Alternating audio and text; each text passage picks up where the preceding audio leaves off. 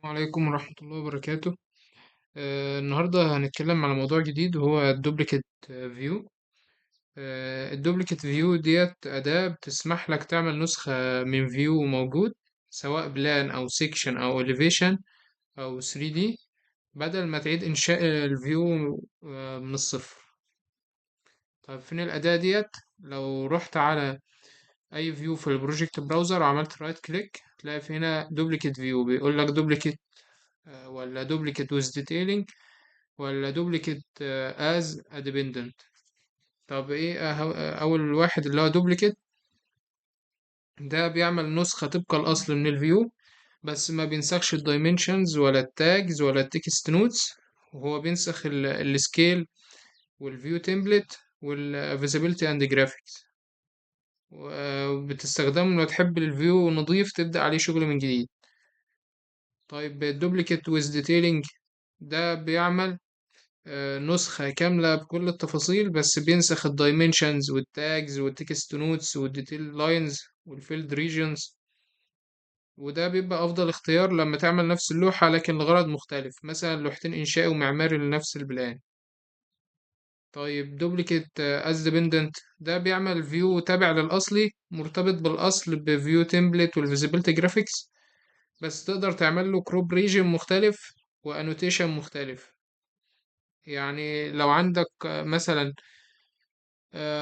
فيو كبير زي ده، وانا عامل السكيل 1:100، ولو بصيت في اللوحة هبقى شايف بالعافية.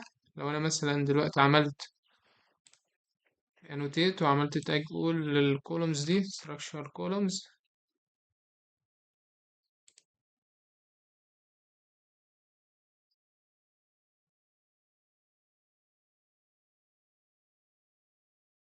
فهيبقى صعب ان انا اشوف الانوتيشنز اللي موجودة دي.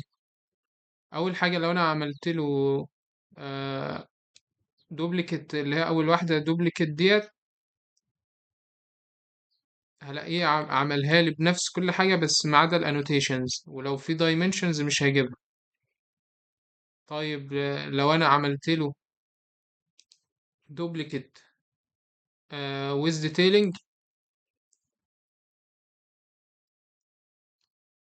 هو مش ده لو عملت الأول واحد ده duplicate with detailing، هيروح عامل دوبليكيت لأول فيو اللي هو الجراوند ده، وجايب معاه الانوتيشنز اللي أنا كنت حاططها عادي. طب لو عملت بقى دوبليكيت as a dependent، لو أنا عاوز أقسم بقى البلان بتاعي ده ل لقطعتين، لو لجزئين مثلا، فأنا هروح جايب الجزء الأولاني ده وأتحكم في الكروب ريجن، أجيبه لغاية مثلا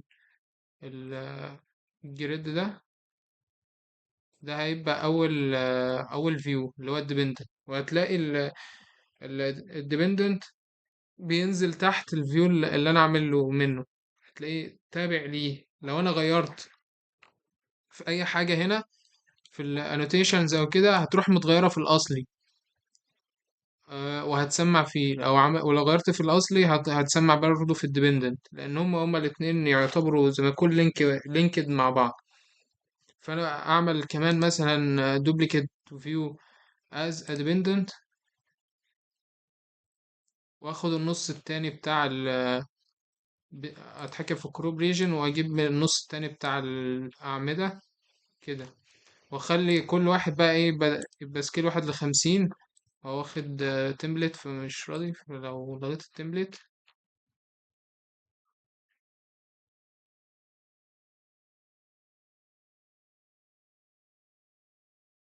او اخليها 1:200، واخلي ده 1:200، فكل واحد يتحط في شيت لوحده ويبقى باين. تمام. والكبير احطه في شيت يبقى برضه في شيت لوحده، بس مش هيبقى باين، هيبقى مدي صورة عامة، واحطه في شيت لوحده. بس كده هو يعتبر الموضوع سهل وبسيط. وبرضه ممكن لو عايز اجيب الدوبليكيت اروح على فيو تاب، وبعدين هلاقي فيه هنا دوبليكيت فيو، وهيجيب لي نفس كل حاجة: duplicate view, duplicate with detailing, duplicate as a dependent. آه نفس كل حاجة اللي احنا عملنا رايت كليك من هنا. بس كده، السلام عليكم ورحمة الله وبركاته.